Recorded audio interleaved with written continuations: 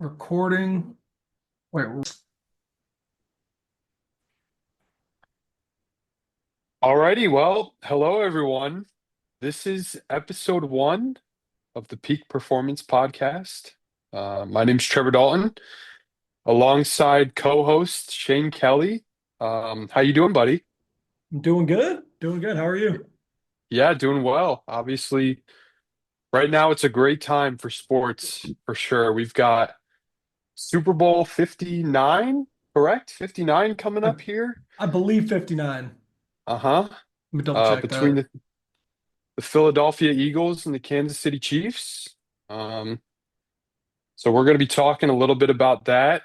We're also going to be diving into a sports psychology aspect of it as well. Um, then we'll also be talking about perfectionism and how that can affect an athlete's, mental health and the pros and cons of it for sure. And then also we're going to be talking about the NBA trade deadline, which this year has just been uh, quite crazy, to be honest. I don't remember the last time it's been, this nuts with all the moves happening, especially with Luca.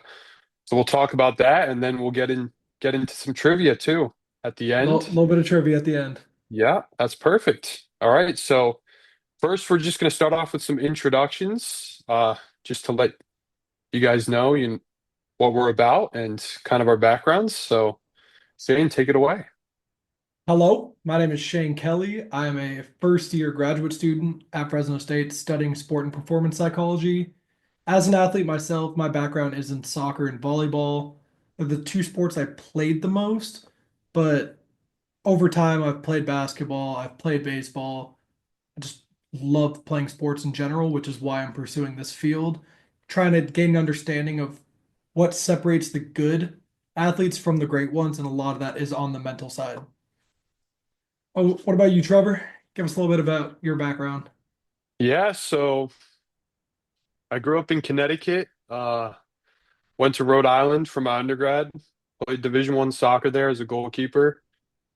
Best 4 years of my life, to be honest. And now, like you, I'm at Fresno State studying sports and performance psychology. Um, and I'm a second year student here. And yeah, sort of, the experiences that I have had as an athlete, playing soccer, played a lot of hockey growing up too. Now I love to play golf as well. I think all those experiences, you really get to see how much the mental side um, affects your performance for sure. 100%.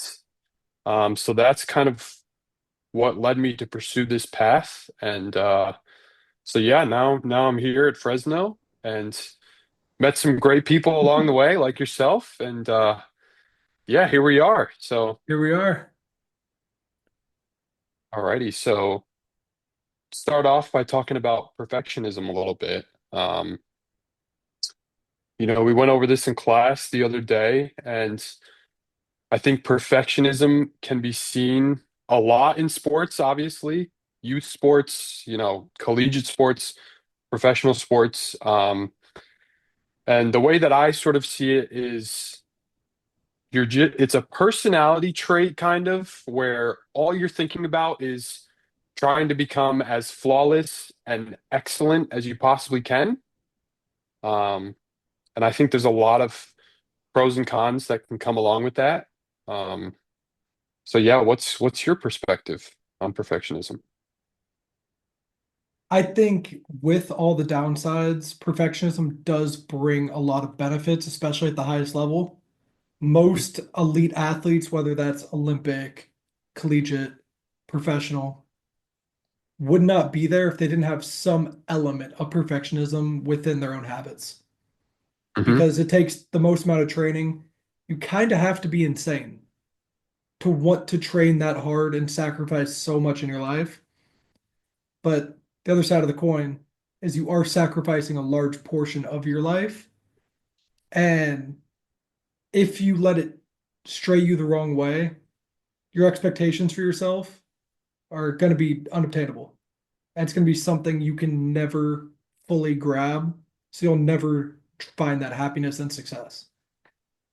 Yeah, yeah, I think that's a great point. And you see a lot of athletes out there, take Patrick Mahomes, for example. He's definitely, a perfectionist, but it seems like he's got great balance with his football life and then off the field as well. Never see that guy get into any sort of trouble. No. He's got the family, and obviously his family's another, thing that we can talk about. But, in terms of Patrick himself, he's a perfectionist that really has found the right balance in life. Now you go to someone like maybe Tiger Woods, who probably the greatest golfer of all time, one of the greatest athletes of all time, but he's had a lot of problems off the field. And it's interesting to see how just constantly trying to be perfect and constantly trying to win can affect somebody off the field as well and their mental health. I think it just Yeah. puts a lot of pressure on them, obviously. Um, but I think something interesting too about these guys is when we say a perfectionist, we're not talking about somebody that's giving themselves self-talk and saying, well, I'm trying to be the perfect quarterback. This is how I'm going to do it. That's not how Patrick Mahomes thinks. He just thinks, how can I get better 1% every single day? How can I be better And today than I was yesterday?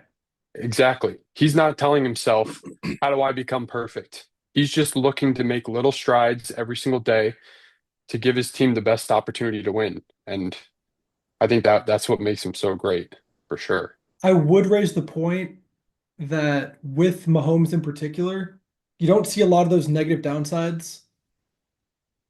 So would it be appropriate to classify him as a perfectionist without the negative side of the coin? Or is he just somebody who strives to be great? Hmm. It's a good Because point.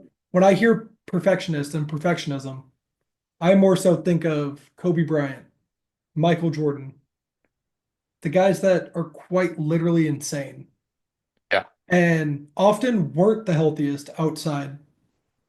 You had a famous story, I forget what podcast I heard it on. It's one of the old ones with NBA players on it. And I think it came from Dwayne Wade. And he was talking about how Kobe had just lost in the NBA Finals to the Celtics. And they immediately went overseas for the Olympic Games. And he's had 2, 3 days off. Most people would have sat out the Olympics or at least rested the couple days before they got going with their matches. He was in the gym at 3 a.m. because he just couldn't let that failure go to allow himself to rest a little bit. And I think that element has to be included in perfectionistic qualities. Yeah, I think that goes back to what you said about you want to be a perfectionist, you got to be a psychopath. A little bit. Kobe was a psychopath. MJ was a psychopath, and we talked about Everybody this at a the little top bit is too. Exactly. And we talked about this too. The book Relentless by Tim Grover. We've both read it. very good book. You get, the inside look on what those guys are like. Yeah. Um, from Tim Grover, who was their, athletic trainer throughout their years in the NBA. And those guys, they strove to be perfect for sure. And even though they knew that they were going to have failures over their careers and, make mistakes and stuff, they were never afraid to fail, never were afraid to make those mistakes. And that's how, they became great. But also at the same time, they're psychotic for sure. Those guys definitely had a very innate quality to not get buried in their perfectionism, though. Like, yes, they would work insanely hard, push themselves harder than they should. It never crossed a line where mentally they went downhill.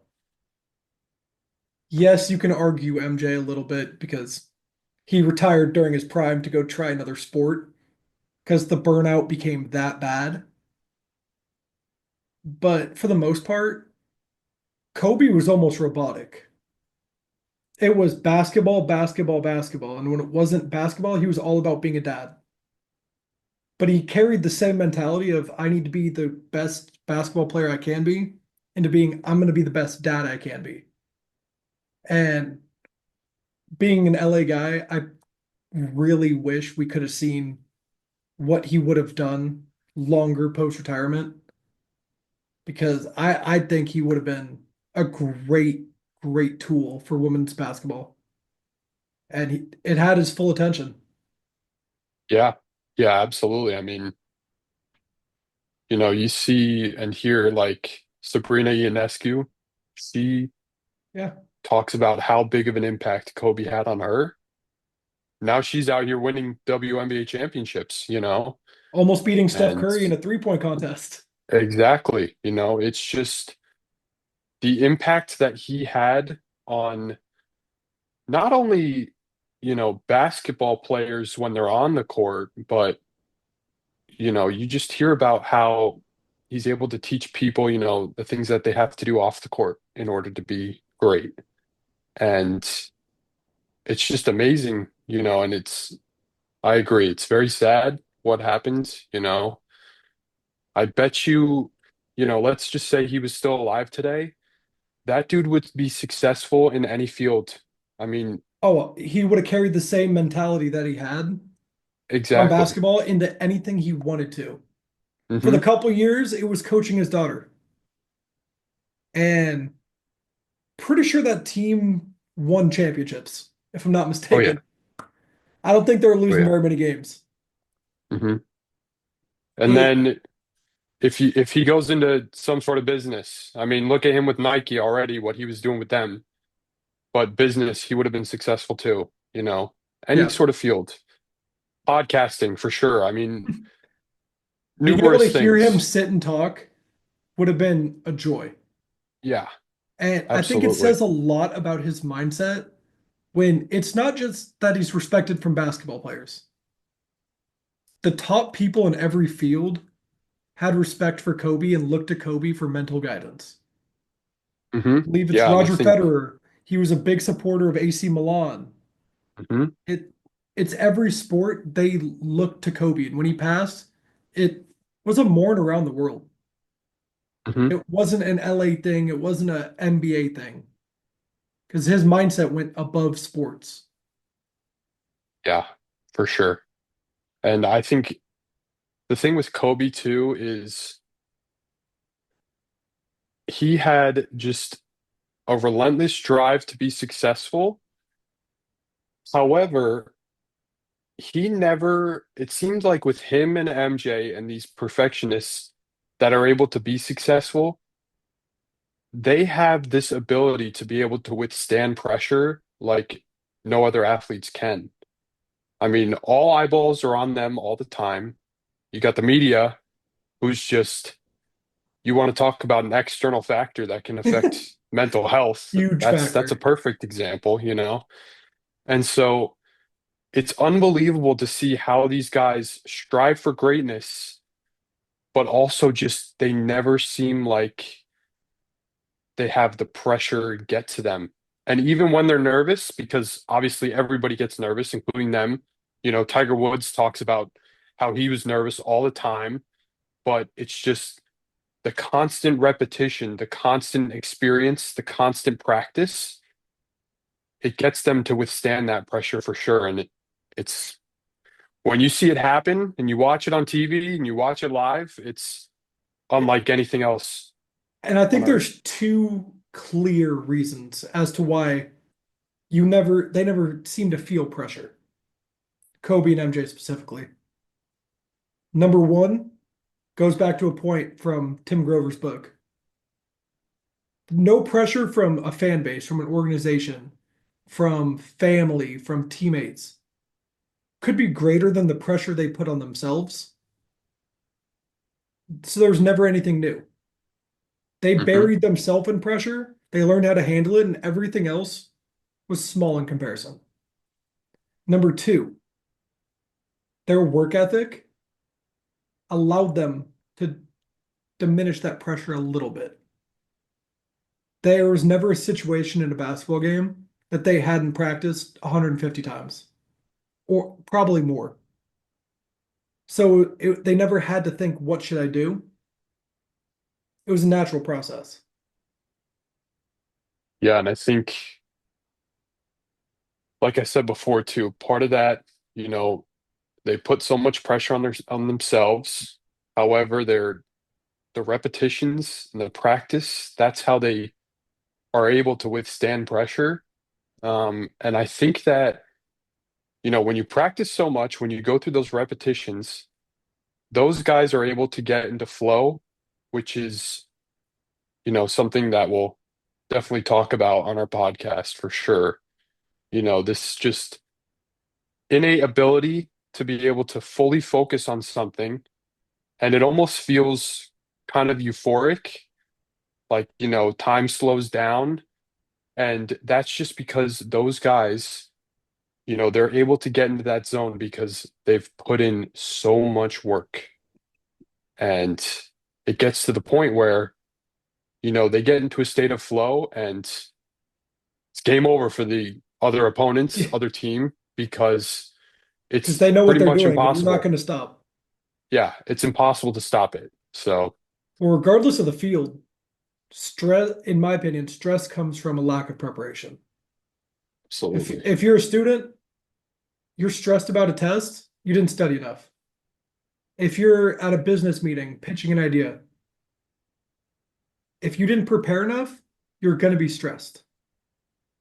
If you put in the work, put in the time, and are prepared for whatever may come your way, the stress is never going to get to you. It's going to be something you're prepared for. I did want to ask you though, as a ex Division One goalkeeper, did you ever feel the need to be perfect between the sticks? Ever feel like you can't let in a shot? Yeah, I How'd you manage think that? that, well, the interesting thing about this is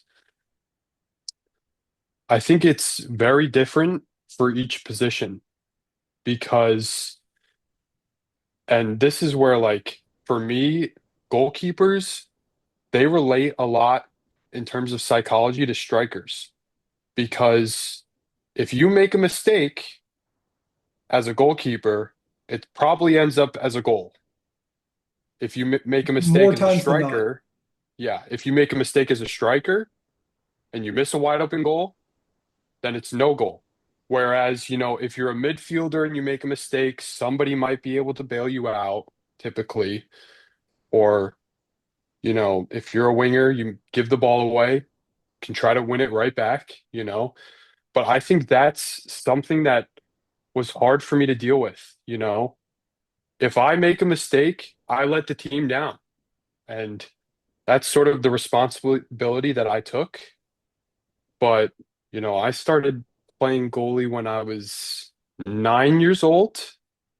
And there was something about that pressure that I enjoyed. I kind of wanted, you know, the result of the game to be on my shoulders for sure. I completely Um, relate to that. and I think it's all about your mindset. If you embrace the pressure, if you own up to it and you understand that yes, you're going to make mistakes. Every goalkeeper in the world makes mistakes, and even the world class ones. I think that's going to happen, but there's always going to be that other opportunity, and you just got to look at it and keep getting better just by little every single day. Um, but yeah, it's definitely something hard and difficult to deal with, especially because, like I said, if you made the mistake, it's probably a goal for the other team, and that could be the deciding factor between a win, loss, or tie for sure. I completely relate both to the feeling like you need to be perfect, otherwise your team will lose. I played center back.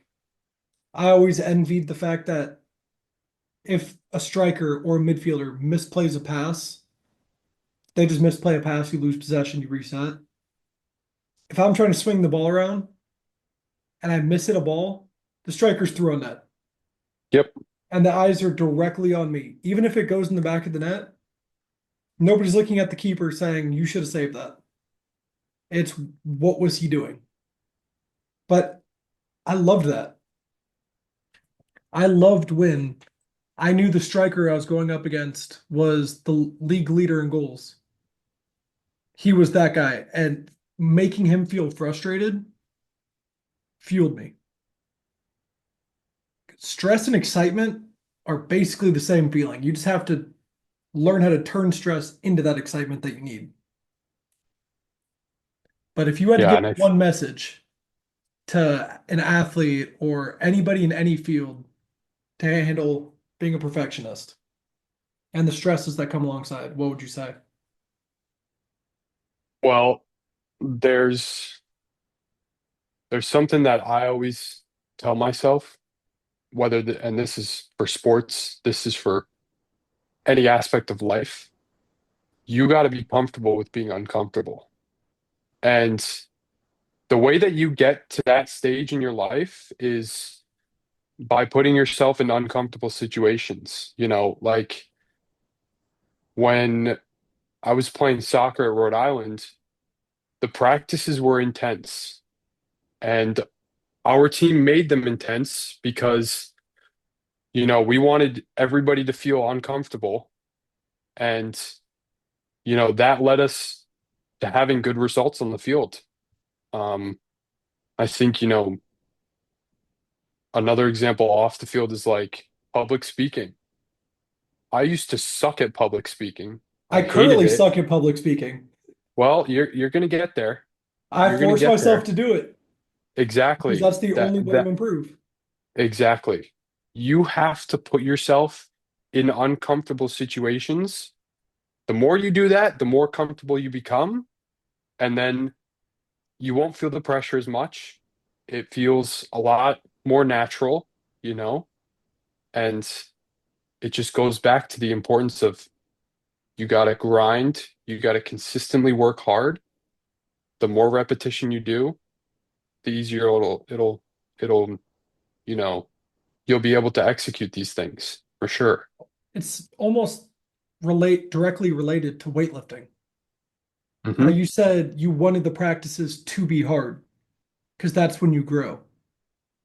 If you're lifting too light and you never feel fatigued, you could just curl for days, you're not going to improve. You need to feel that struggle. The struggle leads to growth. And I think that's an exact way to combat feeling like you need to be perfect. Learn to struggle. You're able to struggle, you will succeed in regardless of the field that you're pursuing. Yeah, and I think, transitioning a little bit now into the Super Bowl, you look at a guy like Saquon Barkley, who was with an organization that just hasn't been too successful over the last decade, you know, and I think he only won one playoff game as a New York Giant. That struggle is hard for sure. He had the And entire team on his back for yeah, how long has he been in the league now? 6, 7 years? something like that. Yeah. But it's obvious that that struggle propelled him, to greater heights because he's grown so much and easily one of the best running backs in the league now. And, you know, I mean, as of today, the offensive player of the year there you go. Good for through him. the torn ACLs, through all the injuries, through the struggling with a poor organization, seemingly finding a home in Philadelphia. He could have ran for the yards record this year, potentially. Sat out the last week of the season. And I think as much as he said he did want to go for it, him being able to step back and be like, no, I'm good, says a lot about his character. Because he would rather win the Absolutely. game on Sunday than go for that record. Maybe he rolls his ankle. Maybe he pulls his hamstring. Maybe he tears his Achilles. You never know. And the Philadelphia Eagles, need Saquon. Because I think no Saquon, they would not be in the position they're in today. Totally agree. Totally agree. So With that now, being said, I was going to say, who do you got? getting into Super Bowl predictions here. Um, I think that when you talk about football, it's really there are two things to me that are really important to look for in a game. The first thing is always the battle of the trenches. It's offensive line against defensive line. 100%. And we got a Um, nice matchup. oh yeah, both sides for both teams extremely good. I Um, mean, and I think that whoever wins that battle in any football game, let alone the Super Bowl, has a really, really good shot at winning the game. Um, and I think the second thing is very obvious too. It's turnovers for sure. Um, look at the and last it's time Chiefs and Eagles played in the Super Bowl. yeah, Eagles dominating. Eagles have all the momentum just before halftime. Jalen Hurts fumbles and they return it for a touchdown. exactly. They could have used Just that like seven that. points Hmm. when it was late. They could have used that seven. Yeah. You cannot make mistakes no matter what the Super Bowl is, unless we go way back and we're looking at the Carolina Denver or Seattle Denver, those blowout type games. The last 5 or so years, they've all been close. They've all been, you make one mistake, you lose. For the 49ers, it was not going for it on fourth down. We had a fumble on a punt. We had a fumble from McCaffrey on our first drive in field goal range. You keep the door open for these Chiefs, they will win. And they've proven that with what I think is their worst team in probably the past 5 years. Hmm. They're 15-1 or yeah, 15-1 regular season. Uh, 14-2. I thought they only lost Lost one. to They lost lost to to Denver Buffalo. and Denver in the last week Oh, with Carson Wentz at quarterback. that doesn't count. Okay. Oh no, so sorry, 15-2. Yeah. Got that out of the extra Hmm. week. Yeah. 15-2. I'm only counting 15-1. Them playing their Hmm. backups and losing to Denver is Yeah, that's I'm ignoring just it. yeah. But if you can win in the NFL with a, not a great roster, there's a lot of rosters I would say top to bottom are better than the Chiefs. They know how to win. Hmm. And that's why I'm taking them. Official prediction. I think Eagles come out hot. Eagles probably lead at halftime. And then Mahomes is going to roll his ankle. And they're going to say, oh, is he out? And then he's going to lead his team and they're going to win. Hmm. The three-peat will happen. And Mahomes into the GOAT conversations. It's going to get real loud. Yeah, I think for me, for my prediction, I'm gonna go with the Chiefs as well. I've got official score as 27-24. I think I agree with you. Um, I think the Eagles get a hot start, but Kansas City, when it comes down to it, and the way that they are able to handle situational football, it's unbelievable. And they have also just consistently been able to win close games, which a lot of people think is luck.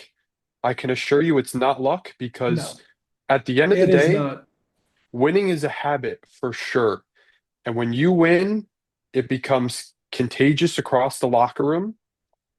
And then, they keep just going up and up and up. And here they are, three Super Bowls going for four right here.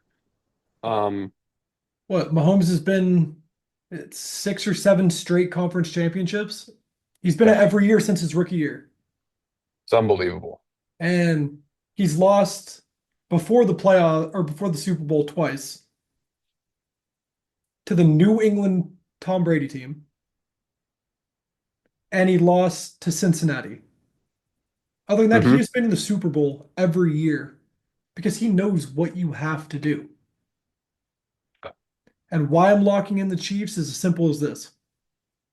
Both teams, I'm going to give them reverse situations. If Eagles are down by 3, 2 minutes left, I don't trust Jalen Hurts to get a field goal or a touchdown for the win. Mahomes, down 3, down 7, doesn't matter. He he's proven he doesn't need time. He doesn't need anything. He will get it done. How long did it take him to get the game tying field goal against Buffalo a couple years ago? 13 Too seconds. fast. Yeah, too fast for sure. Should not have happened, Uh, but he knows how to win. He is one of the greatest head coaches of all time. He has a very good defense. He has a Hall of Fame tight end. And Wide yeah, receiver room's a lot better than last year too. That's for sure. is it? It's oh yeah. Oh yeah. Hollywood, DeAndre, and Xavier Worthy. Xavier Worthy, I I'll give mean, you. Hollywood was nowhere to be seen besides last game against Buffalo. same I've with watched a lot, DeAndre. and DeAndre, they catch two balls a game. He's I know, throwing, but he's throwing to Noah Gray, Justin Watson. hey, They do the he's getting it job. done. He Yeah. does, that's why he doesn't need pieces. Give me the Chiefs, give me Mahomes, Super Bowl MVP. And if the NFL is scripted, it would be a cardinal sin for them not to let Travis Kelce score. You know they want to. Yeah, I you know, I don't really like to predict these type of things, but I think this might be his last ride, especially if they win. Travis Kelce. Oh yeah. Well, Oh this is the yeah. first I'm hearing about this. Yeah, I think, he was debating it last year for sure, and then decides to come back. If you win another Super Bowl though, and you're him, what is he, 38 now? He's getting up there. Is he Um, that old? yeah, he's like 37, 38, I think. Let me take a look. I would have put him like 35. He is. Yeah, he's 35. Okay. But still, for a tight end, you got to think of all the wear and That's tear. that's the big thing too, is the position, obviously. It's just so He's, physical. plus, what more can he do? Win He a has fifth Super Bowl. he has every tight end record. He has his Yeah. rings. He has a famous girlfriend. Yep.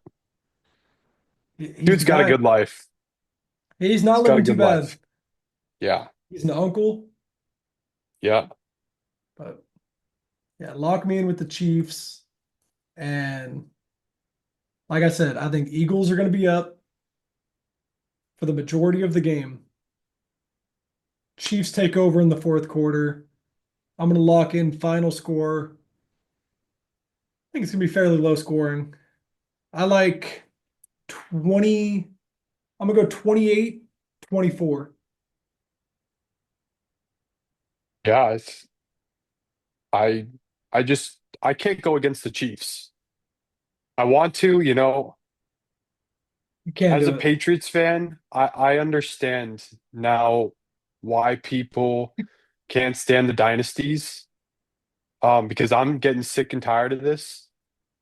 And I want the Eagles to win, but when it comes down to it, in terms of the battle of the trenches, offensive line versus defensive line, creating turnovers and getting points off of those turnovers, flipping the field, and then when it comes down to it, just situational football, being able to do 2-minute drills, there's just nobody better than Patrick Mahomes. There really isn't. And I think he gets it done. He gets the MVP, and I've got them winning 27 to 24. So by a field goal. Very similar scores between the two of us.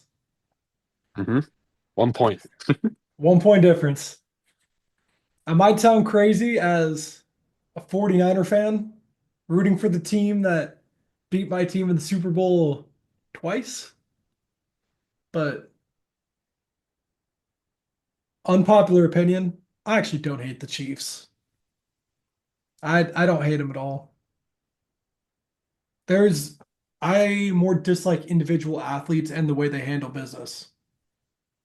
All their guys Hmm. are professionals. Travis Kelsey shows up, does his job.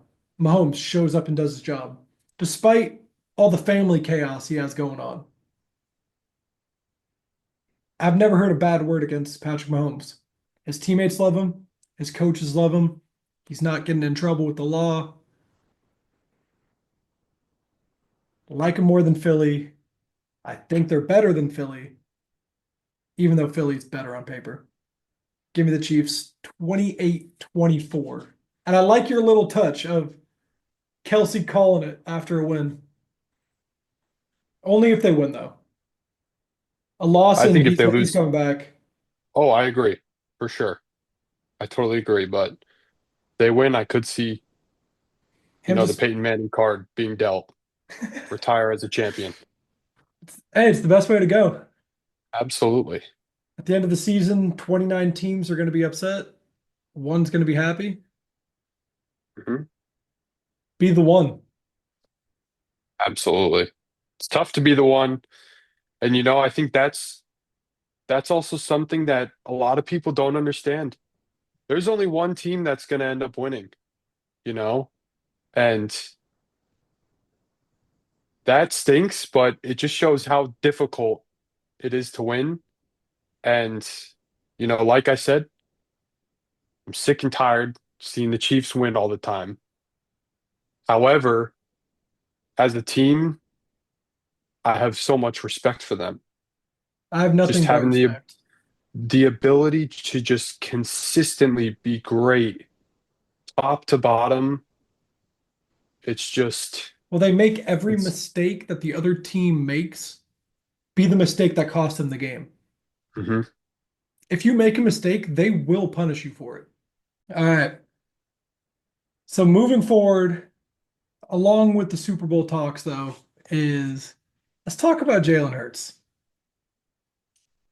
because from what we know, me and you have very conflicting opinions about Jalen Hurts as a quarterback and where he fits in. I personally think he's an average quarterback at best. Maybe top 15, definitely not top 10.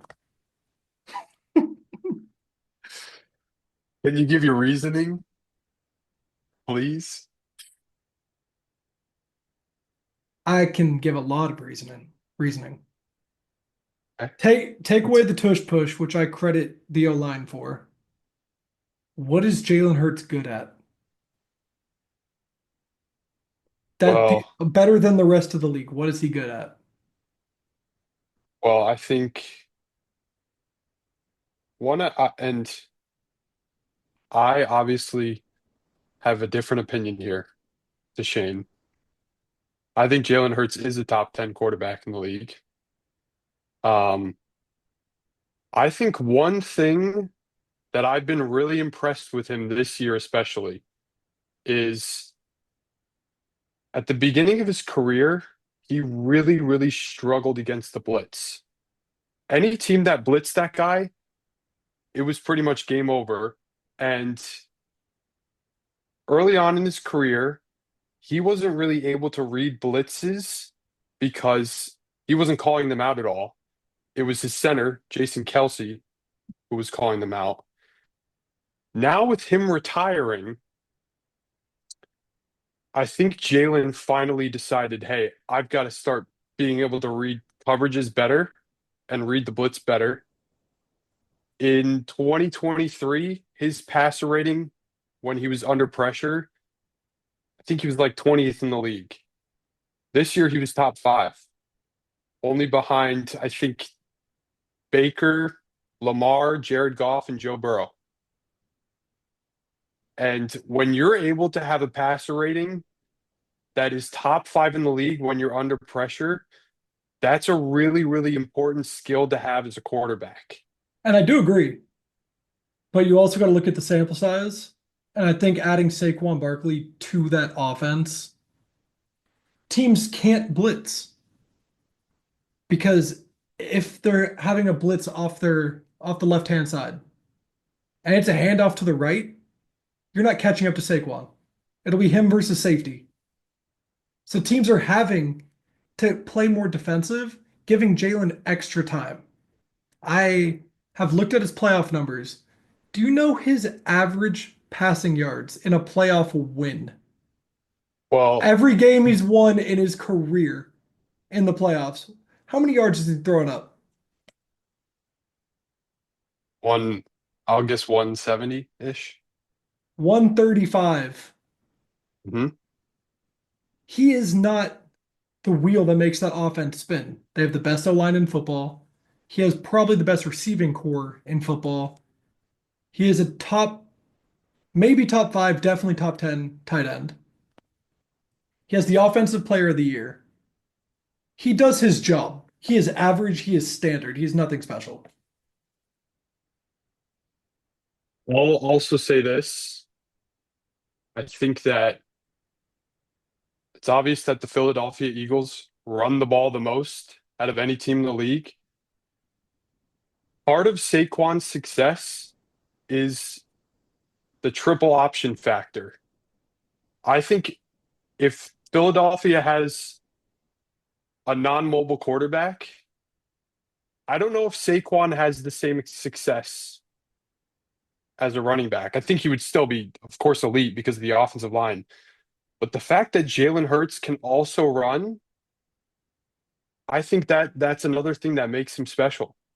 And obviously, everybody wants to call him a tush push merchant, but I can't help but bring up the fact that the Buffalo Bills last week were trying tush push after tush push, and it was a nightmare. Because they don't It have was a it. complete They nightmare. don't have the same O line as Philly. It's Philly, pretty good. Buffalo's O line is pretty freaking good. they're pretty good, but Philly has that down to a science. Does Jalen have a part in that? Of course he does. His lower half is incredibly strong, so he can generate that force using his legs. But if the O line doesn't create that initial push, there's nothing that could be done. Going back to the Jalen conversation though, there's one thing I have to address. I just had to pull it up because I wanted the exact score. They played a pretty average 7-9 Cowboys team. Week 17. No Jalen Hurts. He was injured. But they played, every team had their starters going, besides obviously Jalen. Eagles put up 41 points without Jalen Hurts. Don't you think the offense would take some of a hit if you lose a top 10 quarterback? Instead, they were starting Kenny Pickett, who got hurt, and then rookie Tanner McKee came in. Yeah, well, what I'll say about that is I think the Cowboys were not good at all this year, I'm and not saying they were. They had a they terrible season. they had just too much injury trouble for sure, obviously. But the thing about that game too was it opened up right with a pick six. And when you start off the game that way, you're probably not going to come back, especially against a team like the Eagles. Um, so I do agree. I think that, Jalen Hurts, yes, he's on a great team, but I don't want to discount him from the greatness of that team. I think he does have a lot to do with it, in my opinion. I think And he has some to do with it. you look at Super Bowl 2 years ago, That was the best game I've ever seen him play. he was great. I mean, It was one of the few times Besides, in his career I've been watching a game and been impressed with him. Typically, Mhm. I watch, I'm like, that's a pretty good throw. That's an average throw. Completely misses one. He balled out in the Super Bowl, so I will give him credit.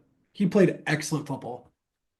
but I think another thing too is I cannot stand quarterbacks that turn the ball over. I think turnovers are like I said before in the podcast, one of the biggest factors in Yeah, determining a football game alone is turnovers. it's how you He lose. doesn't turn he doesn't turn the ball over that much.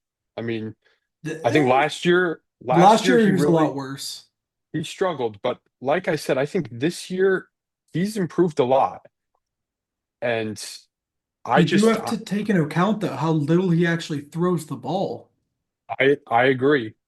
I do agree, but still runs the ball a lot, dual threat quarterback. I cannot personally name 10 quarterbacks that I would take over Jalen Hurts. I just can't. We're taking a timeout. Josh Allen won MVP, MVP. very nice. He deserved Very it. nice. That's what I'm talking about. We had discussed that off air. We both agreed that Josh Allen deserved to be MVP. And 100%. I didn't know if he was going to win it. I didn't know if he was going to get the votes. Heck of a season from Josh Allen. Good to see him win MVP. Sorry, just had to get that out of the way. The thing is though too with the MVP vote that I don't like that much is it only takes into account the regular season. You Like don't think it you think it should include playoffs as well. I think yes, absolutely. Because you look at the playoff game, Josh Allen beats Lamar Jackson. At that point, in my opinion, that should be it. The discussion's over. If he's beating him in the playoffs straight up, you got to give him MVP.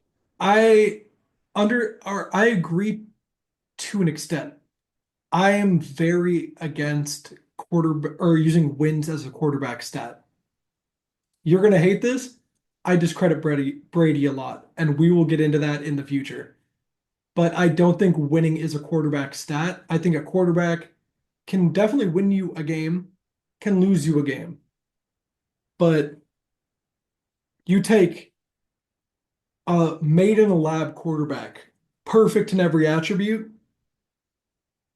and you give him LSU's football team and drop him in the NFL, he's not winning. Especially with football, there's so many moving pieces. 11 on offense, 11 on defense, 11 on special teams. I don't credit a quarterback for winning. So let me just bring this question up to you. Okay. If you don't value wins as quarterback for quarterbacks in I terms value of, it. I don't think it's a quarterback stat. I don't think they're solely responsible. do you think it should still be considered for MVP though? Because A little if you bit. don't, I would argue you would think Joe Burrow should have been MVP this year I think Joe Burrow should because be number two. I mean, his numbers are just out of this world from this year. His But numbers were obviously, incredible. they don't make the playoffs, and it's like, well, they can't give him MVP. If you look back at a lot of those games, though, yes, Burrow would both games against Baltimore, he was putting up 400 plus, four touchdown, five touchdown. If you watch that last couple plays, Burrow makes a mistake and it costs them. I think wins should be included, but I think it's such a small element. Otherwise, Mahomes would have been the runaway MVP. He's the quarterback with the best record on not the best roster. So if you're just looking at wins, it should be Mahomes. If you're just looking at stats on paper, it should be Burrow. If you combine the two, watch the game, and look at who's adding the most to their team, if you look at top NFL analysts from the start of the season, most of them had Buffalo missing the playoffs, losing Stephon Diggs, losing a lot of elements of that defense. And you've got And the division two. Everybody thought the Jets were going to be great. Everybody thought Miami was going to be great. everyone said they're in a tough division. Everyone said they lost pieces. They're terrible. Josh Allen put that team on his back, and we're a Dalton Kincaid catch away from watching the Bills play this weekend. Josh Allen did what he could, and that's why I think he deserved to win that MVP.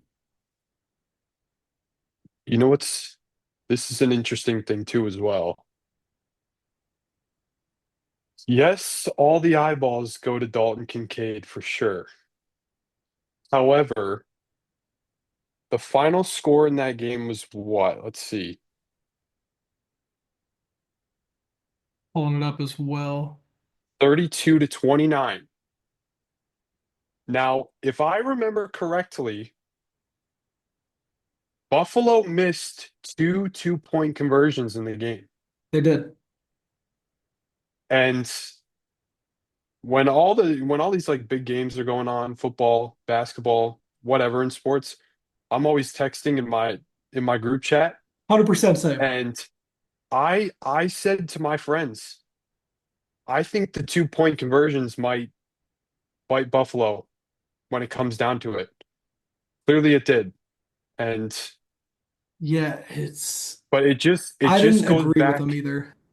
it goes back to the Kansas City Chiefs. They find a way to win.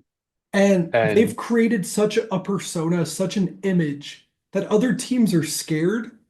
And I think that fear led to the contribution of them going for two because you think you need every single point you can get down the stretch. So, 2 yard line, give me 2 points. And if Buffalo gets those, they win by one. Yes, that's not how football works, but, and I'm in no means blaming Dalton Kincaid. I think he should have caught it. Was I he the did too. reason they lost? No. They had a lot of mistakes. Trying to remember. Yeah, Josh Allen had a okay game, not his best. Fumbled the ball. Ray Davis fumbled the ball. Just goes back to turnovers too. You don't How give the crucial those Chiefs are. opportunities. You got 4 turnovers for Buffalo, one for Kansas City. Yeah. And you look at, a team like the Detroit Lions lose to the Commanders because they get dominated in the turnover margin. You know, you look at the Eagles, who they've gone up against. The Packers, they turn the ball over a bunch, They embarrassed the and Packers. That oh yeah, was ugly. 22 yeah, to I 10 remember. is not fair for that for that Yeah, game. yeah, it felt heftier than that for sure. It felt like a 40-point win, not a 12-point win. hmm But I just think, if there's one thing that I would suggest fans look out for in the Super Bowl, it's turnovers. It's being able to flip the field wherever you are. And if you can capitalize off of those turnovers and turn them into points, it's just incredibly difficult for the other team to be able to build back momentum from that. It really is. There's also going to be a lot of eyes on the officiating crew. Of Th- course. They might have the most stress leading up to this game over the players. Going back to the perfectionist talk, those guys need to feel like they're perfect on Sunday Oh, because yeah. everyone's saying Kansas City has a loose flag. You touch KC, you get flagged. If I'm in that Eagles locker room, I am telling my teammates, do not do anything that is left up for interpretation. If Mahomes is on the sideline, leaning towards the white, do not touch him. And don't do anything stupid. A pass interference, a face mask, unnecessary roughness, that could be the difference between winning and losing. And I actually think the refs are going to be so scared to get hate, they're going to over penalize Kansas City. especially early on. I would not be Oh yeah. shocked if the first drive, say first possession for either team, Kansas City has four flags and Philly has maybe one. They're going to be flagging KC any chance they get just to show that they're not biased. Yeah, I think both of these defenses as well, they have a certain intensity to them that not a lot of teams have. You know, Kansas City, you've got Chris Jones, who's just a monster. That's the only You've word to got describe him. He's a monster. you've got George Nick Bolton, Karloftis, George Karloftis. Those guys are animals. And then, with the Eagles, you've got Jalen Carter, who just looks unbelievable. You've what, he got, fell to 11 in the draft? yeah, because they thought he was having off the field issues, which he was, but still, he's a monster. Good And for then him to you've get his got, life around, though, yeah, seemingly. then you've got Zach Bond, who is just, I mean, you want to talk about a guy who's come out of nowhere, playing special teams for the New Orleans Saints, comes over and signs with Philadelphia, and he's probably a top five linebacker in the league. He's leading their team in tackles this postseason. Yeah. I And will so, say, I worry about the corner position for Philly. okay. If Xavier Worthy is matched up with CJ Gardner Johnson, it is a touchdown. Old man CJ cannot hang with Xavier Worthy. I think, I don't know if Philly has the speed to be able to hang with those young, fast KC wide receivers. yeah, the thing is, so they're going to have to find a way to keep everything in front of them. A lot of zone. And I think with CJ, he is one of the best safeties in the league, but I do worry about the speed too. And you look at, you know, Quinyon Mitchell, great rookie cornerback. Cooper DeJean, great rookie cornerback. Heck of a draft from But Philly. absolutely, but they're going to have their work cut out for them for sure. With all that speed and the way that Kansas City uses motions and everything, it's unbelievably hard to defend an offense that's led by Andy Reid, who's an absolute wizard. I mean, that playbook should be that playbook's worth a lot of money I think I have that ring for around a sure. Rosie play from a couple years ago against the It's Raiders unbelievable, engraved you in my know? mind. That is beautiful. And it's the creativity, it's the motion, it's how fluid they are. It's just so difficult to stop. It almost It feels really like is. Andy Reid doesn't have a game plan going in to any game, which sounds backwards, but he doesn't try to establish anything. He looks at what you do and counters.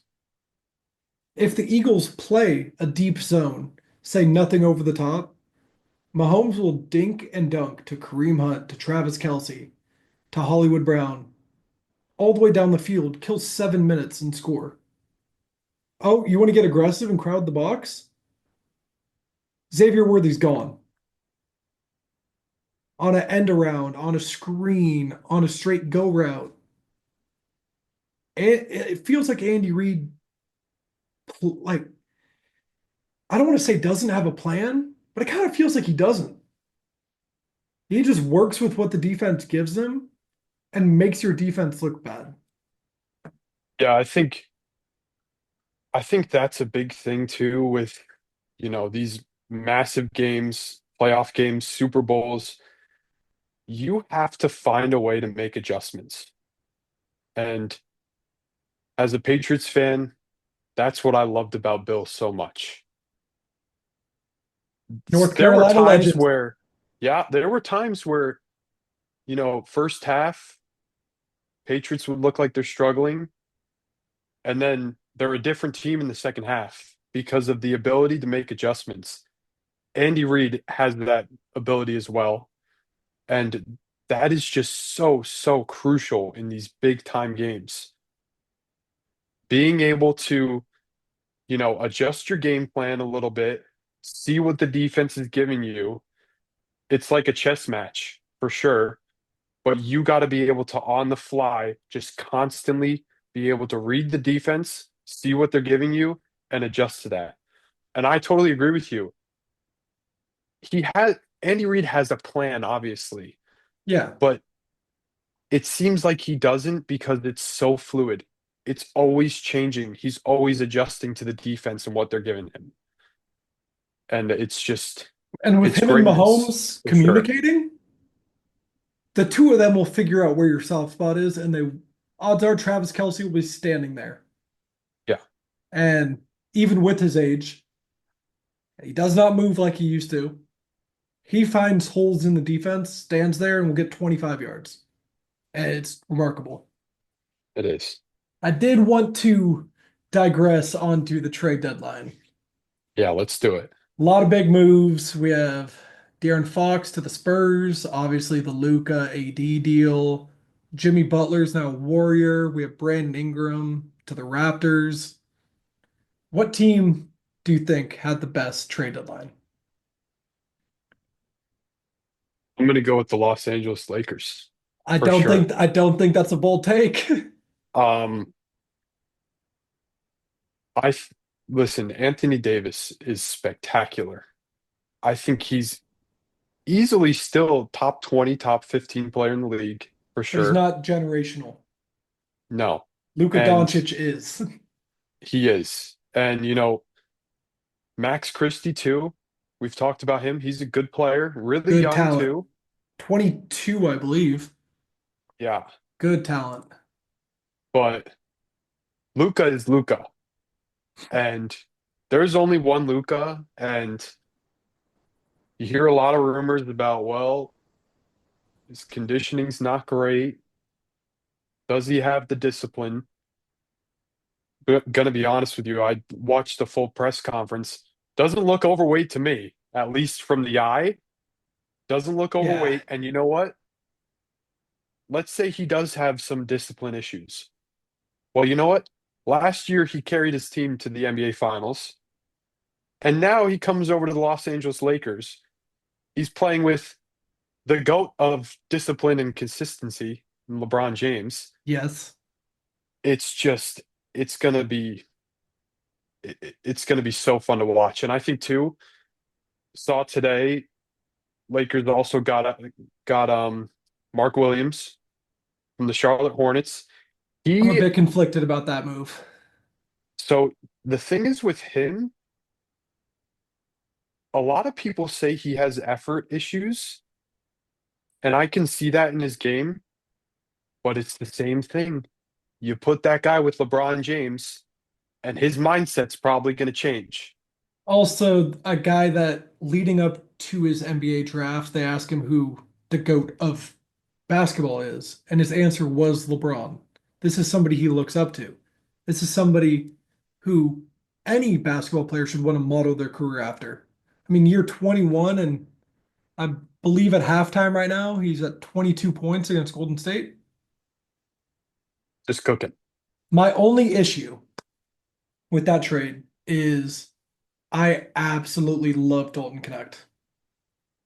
I watched him at Tennessee. He, I called him the American Luca. Very similar style of play. Better shooter and spot up shooter than Luca.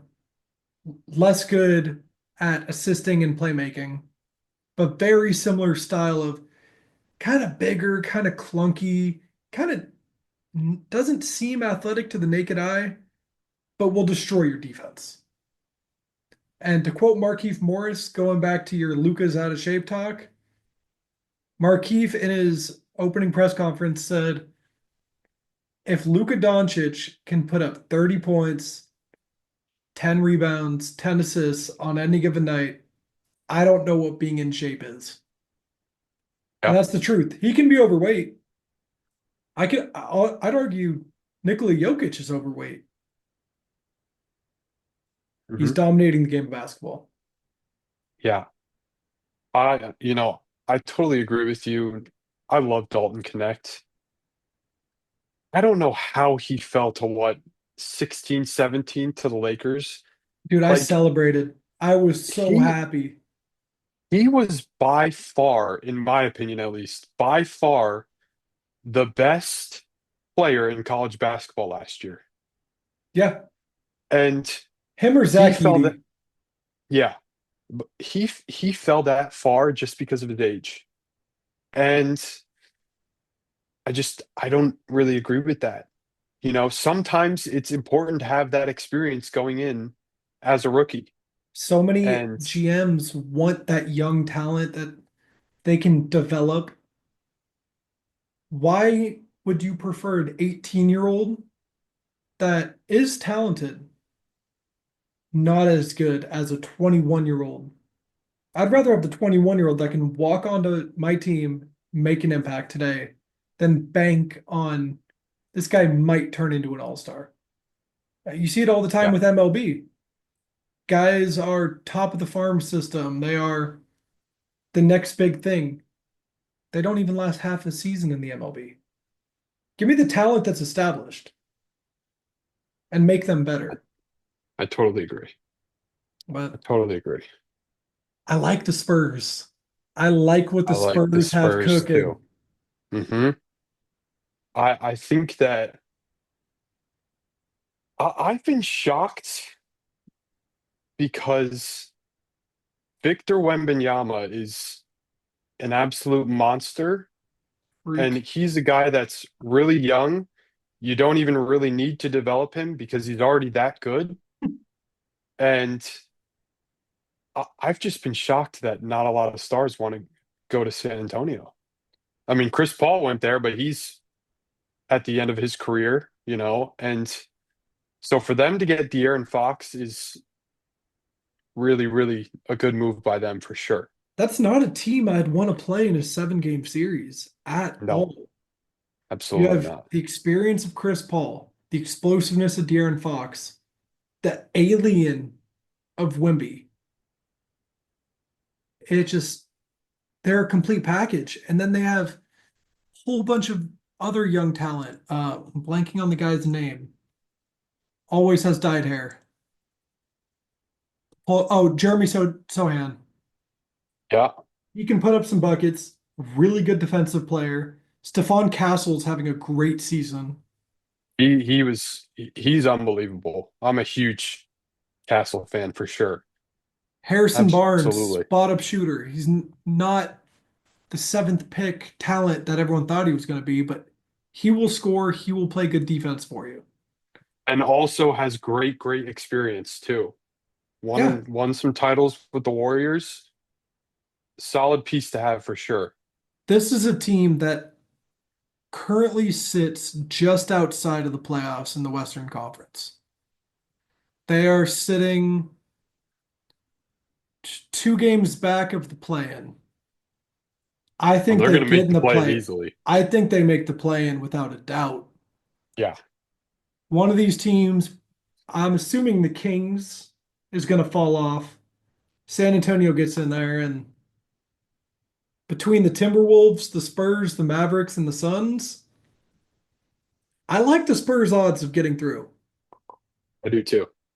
And that team, look for them to make some damage in the coming years. Yeah, I think a big thing in playoffs too for the NBA is the defense gets ramped up, and at least from what I see from the naked eye, it doesn't feel like refs call as many fouls in maybe they do, but I feel like they let They, things go a little they bit let more in them the go. playoffs. And I mean, right now, Wemby, in my opinion, probably the best defensive player in the league. I think he's going to win Defensive Player of the Year for at least the next decade, pending Mhm. any injury. He's If you got averaging Rudy 4 blocks a Gobert winning, game. exactly. If you got Rudy Gobert winning MVP or defensive player of the year for whatever it is the past decade, surely enough, Wemby's going to dominate that I don't award think you for can even sure. compare those two defensively. No, no, it's not even close. Not even Gobert's close. he's a good defender. I don't think he deserves as many depoys as he has. The only way to describe Wemby is he is a freak. He is 7'4". He's flexible. He's athletic. He's coordinated. And he makes NBA players look like little kids that don't know Yep. what they're doing on a basketball court. It's And with just that being different. said, he's 21 years old. Yeah, it's He unbelievable. he's not some guy that came over from France, 27, 28. He's a kid. Yep. And I really hope he doesn't get injured. I want to see what he can do, which the way he takes care of his body will definitely help him. He's big into like calisthenics, he's big into yoga, he's big into stretching. So I His think that flexibility is off the charts. It's so good. it It's unbelievable. he looks like he's just bending in half. Hmm. And that's gonna help out his tendons, it's gonna help out his ligaments. Because when a guy's stretched out at 7'4", they're already under a lot of stress. You've got to relax those. And I think that helped. I mean, last year he only missed 10 games. This year he hasn't missed many. And Special talent, special things really going on in San is. Antonio. And another thing with him too is I think besides KD, we've never really seen a 7-footer that's able to shoot the ball. He can light it up. Wemby can light it up Oh, yeah. from three. He can pull up, hit a two. I mean, I've never ever seen an athlete like him before. It's unbelievable. He, Really is. I want to see him in the playoffs. I do too. Put him on national television and let the country see this alien we have playing. Viewership's down in the NBA. You know how you get it back? You promote guys like that. I'm sorry, I don't need to see the Suns play on ESPN. Suns don't excite me. If I see the Spurs are playing on ESPN, I'm locked in That gets me going. Oh yeah. a little bit. It's great. But And yeah, crazy NBA trade deadline for sure. Lots of moves don't remember the last time we had and one crazier than this. great, great for fans, obviously. It just makes it so exciting and it's going to be interesting to see, like a lot of stars on the move, like we said. De'Aaron Fox, I think he's going to be a great fit with the Spurs. You look at Jimmy Butler, though, how is he going to fit with Golden State? We're not too sure about that, I don't love the move. I don't love it. paying him 60 mil a year as well. You know, sometimes, I think a lot of you look at the Nets, for example, when they had Kyrie, James Harden, Kevin Durant, it doesn't always work out. It just doesn't. And it just shows that it's really, really important to find the correct piece for the system that you want to play. I And don't like think we he said, I fits think the system. I don't really either, but you look at De'Aaron Fox. I think De'Aaron Fox obviously fits in a lot of systems for sure. But him and Wemby is just I can't it's wait. unstoppable. It's unstoppable. You have one of the fastest guys in the NBA teamed up with one of the most knowledgeable guys in the NBA, finished off with a freak athlete that has never been seen before in the NBA. That team, if they somehow sneak into the playoffs, which I see them doing, watch out for San Antonio to upset one of the top seeds. I'm I taking agree them over Memphis right now. for sure. Absolutely. I am too. I'm not taking them over OKC though. OKC Neither is a am I. different animal. Oh yeah. But any of the other teams, You look besides at maybe Denver, Lakers, Denver, and OKC, I think I'm taking San Antonio over. even Denver though. Wemby matches up well against Jokic. He does. I mean, that size You got is European versus European. They know how to play like the European exactly, style. and that size has to be intimidating. I mean, he's a good 3 inches taller than Jokic, best defensive player in the league. I see And he can actually move unlike other centers. absolutely. It's incredible. Or I did just want to end on something. Got the idea, not sure if you've watched them before. BDGE on YouTube. I I love those guys so much. I Dude, watch their TikToks all the time. They're I great. they seem like great people. I love what they do. For anyone that's not familiar, it's a lot of fantasy football based, but they do a lot of football trivia. And this is where I got the idea from. I watch them all the time. Big fan. So I want to see, as a soccer player, how Trevor does on a little trivia I made up. So it's got to pull it up here. Can you see that all right? I can see it. I've All got it. right. So we're going to go into round one, which I already briefly addressed with you. Round one. Name the top goal scorers in the Premier League since the 2009-2010 season. Three lives per round. Let's do it. Yeah. Okay. And you don't have to name the spot, just give me the guy. I'll click on the correct spot. Okay. So from 2009, 2010 and on, Yep. first name that comes to mind from my favorite club, Manchester City, Sergio Aguero. It's I had a got to be on feeling this. I had a feeling you would go with him first, and he is the number two answer with 184 Premier League goals. Absolute baller. Loved watching Sergio play, man. That guy was just technically so good on the ball, and his finishing was just it almost seemed automatic and just I locked wish I in could have all the seen time. more of his career. I wish I could Hmm. have seen more of Sergio Aguero. I didn't really Yeah. start watching the Premier League until maybe 2014, 15, but Hmm. what a guy. All right, what other names you throwing out there? Gonna go with another obvious one here. Um, Now currently doesn't play in the Premier League anymore. He's over in Germany with Bayern Munich, but in my opinion, probably the best striker ever for England, Harry Kane. Just so clinical and one of the greatest goal scorers in Premier League history for sure. Yeah, he's got to be on there. Number one, 213 goals. Just so clinical and just crazy that he never wins any trophies, but it is what it is. Eventually he will. One day. Yeah, for One sure. day he'll win a trophy. This is a little tricky because it's 2009, 2010 and on,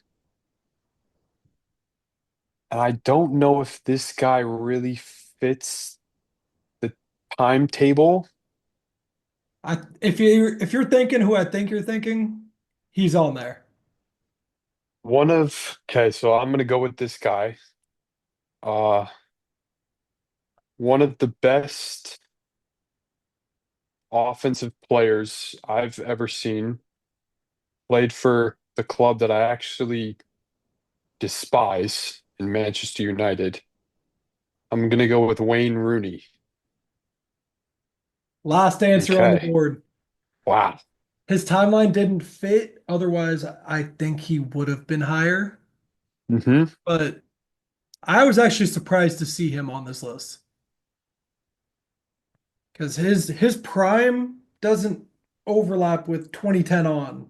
I think of his Hmm. prime a little before 2010, a little bit after. But yeah, Wayne Rooney snuck on the list. There's one guy that definitely pops into my head. Um, Not too confident with it, but I think it's the correct answer to go with. in this situation. Um, One of the best wingers ever seen in the Premier League, for sure. Um, Plays for Liverpool. The Egyptian, Mohamed Salah. Scored a goal today. Didn't count towards this total, but he's on there. Scored to send Liverpool to the Carabao final.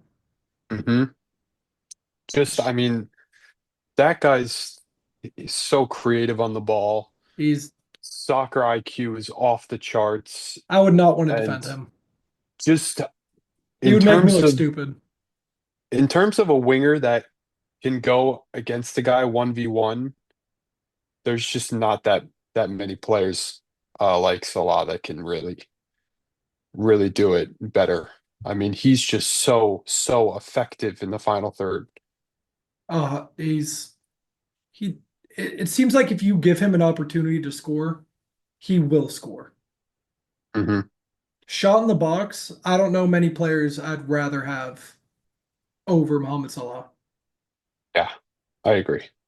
This last one, I genuinely think is the hardest though. Uh-huh. You know him, you probably love him. Most people do, but I don't know if he's the name that would come to mind.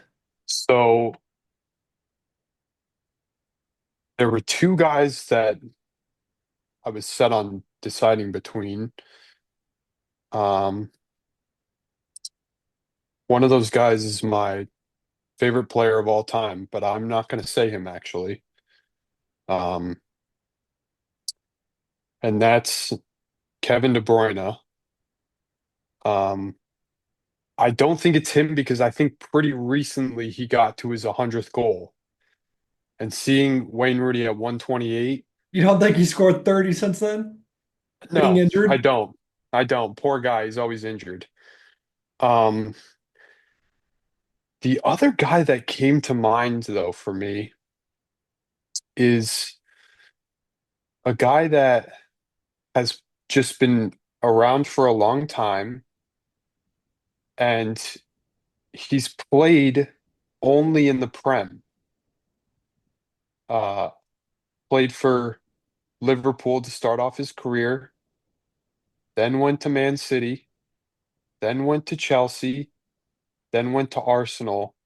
I just don't know if he scored this many goals, but he's been in the Prem for so long. I'm going to go with Raheem Sterling. That's strike one. Okay. It is not Sterling. Okay.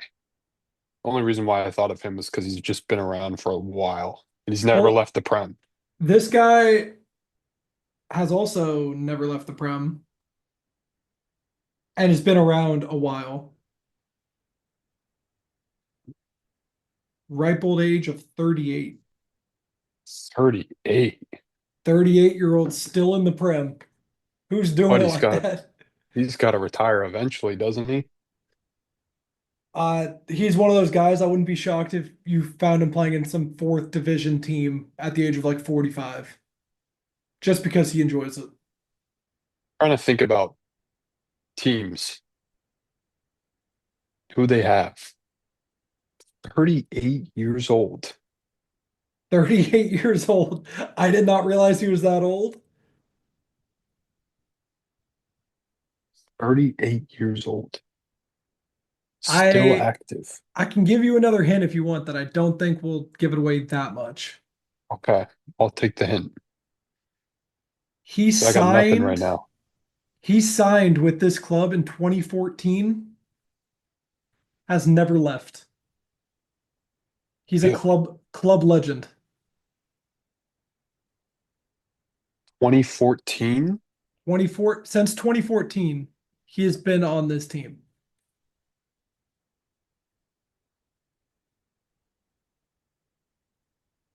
And according to what I'm seeing online, he never played anywhere before that. So got a really late start on his career.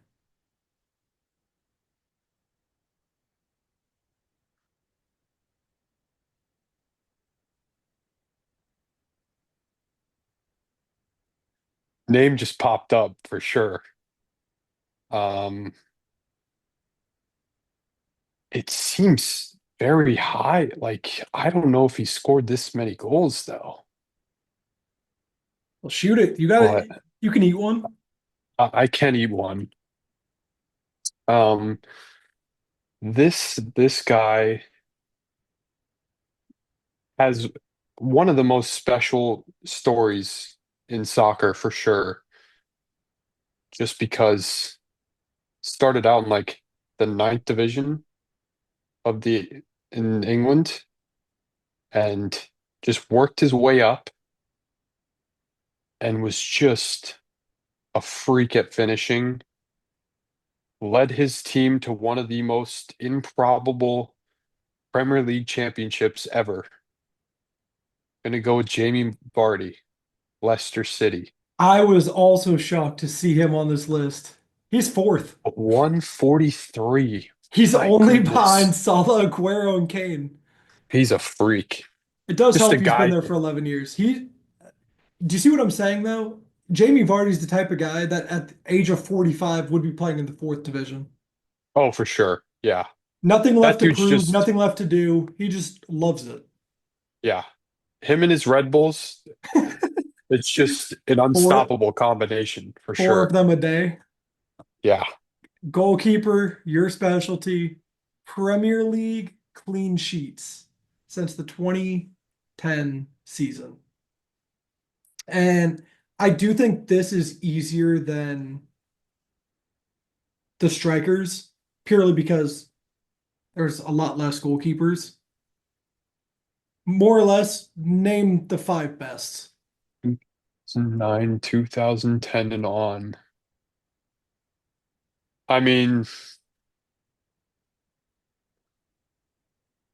I think the first guy that I'm gonna go with is Alisson, Liverpool goalkeeper.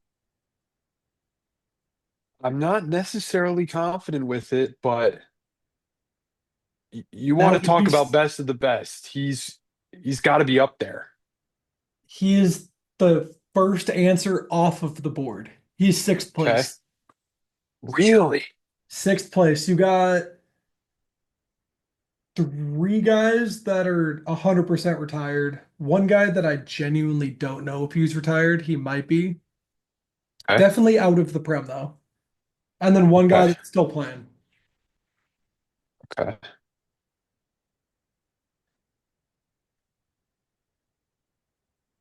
course, that guy's sixth on the list. Gosh. Sixth. So I you had to said strike one. how many guys are retired? Uh, three for sure. Okay. One, I think he is. Okay. And then one's for sure playing still? One is for sure in the Premier League right now. Okay. See, I'm nervous to say this guy because I don't want a second strike, but he's a guy that's definitely coming to my mind for sure. Rip it. I'm gonna go with the Tottenham Hotspur ex-goalkeeper, France international, won a World Cup with France, Hugo Lloris. That is, I believe, yep. Number two, Number two. Wow, what a freak. 127 clean I sheets. mean, that's just absurd. 127 clean sheets. And My you got to goodness. remember, first place has 20 more than him. Hmm. That man was a brick wall in net. Just absurd. Not necessarily the biggest guy, but so athletic. So Oh, yeah. athletic, and his shot stopping ability was just unbelievable. Off the charts. There's a reason why he's on this list. Yeah. He was at the very top of his game and for a very long time. Hmm. Oh yeah. Well, that's one of the retireds. Another name that comes to my head, again, I'm not too confident with this, but played in the Prem for a pretty long time. specifically for two clubs, Chelsea and Arsenal. Uh, Known for the helmet that he used to wear for head protection. That ugly Gonna go helmet. with gonna go with Petr Cech. Number three, Okay. 116 clean sheets. Okay. Chelsea legend. What a beast. I mean, that guy, kind of the opposite of Hugo Lloris, probably not as athletic and a little bit bigger, but just incredible shot stopping ability still. Positioning, you know, also in the air dealing with crosses. So, so good. And his hands are phenomenal as well. He was a menace in net. I Hmm. loved him and then I hated him. Yeah. I'm actually shocked that these are the two you got first. Really? The three on the list, I figured would be your first three names. Okay. Well, so 2009, 2010. Okay, I'm gonna go with next guess. Not too sure if this is correct. Said that about the first two. Um, but I'm trying to think about longevity, and he was at Manchester United for quite some time. Um, I'm gonna go with David De Gea. There you go. 147. 147, and don't think he won a single Premier League. That's pretty shocking. Just because he's good does not mean United is. Right. He did his Exactly. job.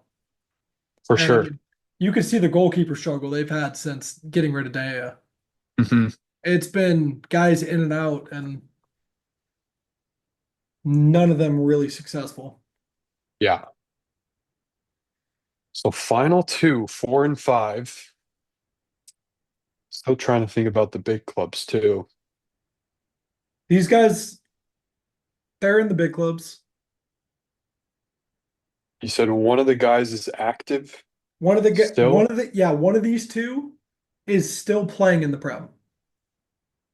One of them is not.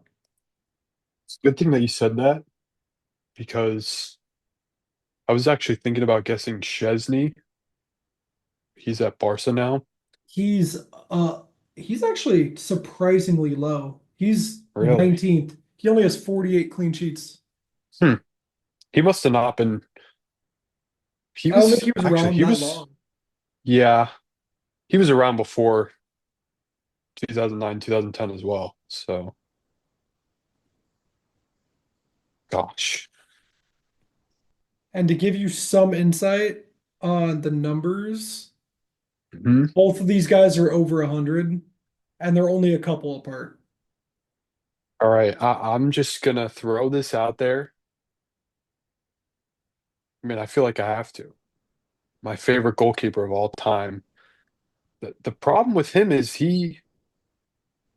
what's stumping me is he left Man City in like 2014, 2015, but then he went to West Ham. So I think I'm just gonna throw him out there. Maybe Joe Hart. You'd think I would make our first trivia and not find a way to include Joe Hart. He's There on he there. is. What a guy. What a Easily my guy. favorite goalie of all time. I had to find a way to include him. Hmm. And worked Yeah, out that well guy. because he just happened to be top five. But Hmm. Yeah, he was. I mean, I a tried to menace. emulate my game with that guy in He's a terms of shot menace. stopping, dealing with crosses, just a freak of nature, you know. 100%. Um, okay, so the last guy is active. He's active. He's playing. This has a this has a Jamie Vardy feel to it, where it's like dude's just been around for a while. I actually wouldn't say Um, that. I don't Really? think of Pretty him. recent? I don't think of him as someone that's been around forever. I wouldn't guess he's on this list. He is world class though, and I think the team he plays for contributes to his clean sheets.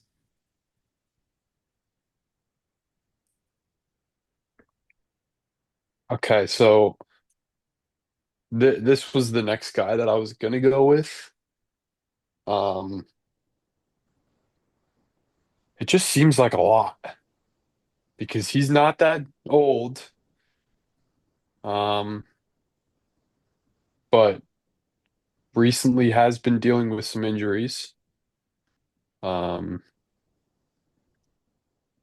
probably the best goalkeeper I've ever seen with his feet in terms of playing possession or just hitting the crap out of the ball and sending it basically the full length of the field. So it's not Robert Sanchez. Not Robert Sanchez, that's for sure. Nah, Um, he can't pass the ball. yeah. Um, and I know you as a Chelsea fan, Can't not a stand fan of him. that guy. Yeah. I miss Mendy. Mendy was so good. Yeah, he decided to take the bag though. So I mean, I respect it. I I just do too. we haven't had a good goalkeeper since him, Hmm. and would be nice to have back. Yeah. But I think this is the answer I'm gonna go with. Brazilian goalkeeper, Manchester City, Ederson. You got it. 115 seems crazy high for him. It is it is unbelievable. That I mean, is, they've City's just been so dominant that it does make sense, but that's a crazy number I mean, for if he sure. stays at City He's for gonna another easily couple beat the years, record. he's going He's to got pass to De beat the Gea. record. Yeah. 115 and how many seasons? Think he got there around 2016-ish? So in under a decade, Yeah. I was hoping those last two were the two City goalkeepers that I was thinking about, you know? I was kind of laughing to myself that Those Euro were the last goalkeepers two. were the last two names. Hmm. Had to save the best for last. Let's be honest. They were 4 and 5. Yeah. But Joe That Hart's a was menace. just so good. So aggressive. Yeah. All five of those Ederson, guys are just insane. just yeah, nothing else And really more to say. the thing is, too, like all five of those guys, just totally different play styles, too. Oh yeah. Totally different, in terms of their sizes, their athleticism, Some of them are better with their feet than others, but all five of those guys just they got it done between the sticks. And they knew how to get it done. So, Kind of shocked on the Joe Hart though. I wouldn't put him in the same tier as the other four. yeah, the thing that I was thinking about with him was he the year was He what feels really like threw Jimmy me Vardy. off. Yeah, but I was thinking like 2009 and on, maybe he wouldn't be on there just because that's only like 6 years with Man City. Then he had a couple years with West Ham. Or oh, he also played a little bit with Burnley too, I think, and Tottenham Yeah, too. I Tottenham did. as I well. forgot I about didn't think Tottenham. about that. Yeah. So yeah, he was a Jamie Vardy play, or he's Oh just yeah. been around since 2009. Yeah, for sure. Well, Alrighty, well, that is going to that's about it. conclude episode 1. Hope you enjoyed. Yeah, a lot of fun for sure. Can't wait for And Sunday. yeah, it's gonna be great. Super Bowl Sunday. There's nothing like it It's for going to be a sure. good time. Yeah, sounds good. See you, everybody.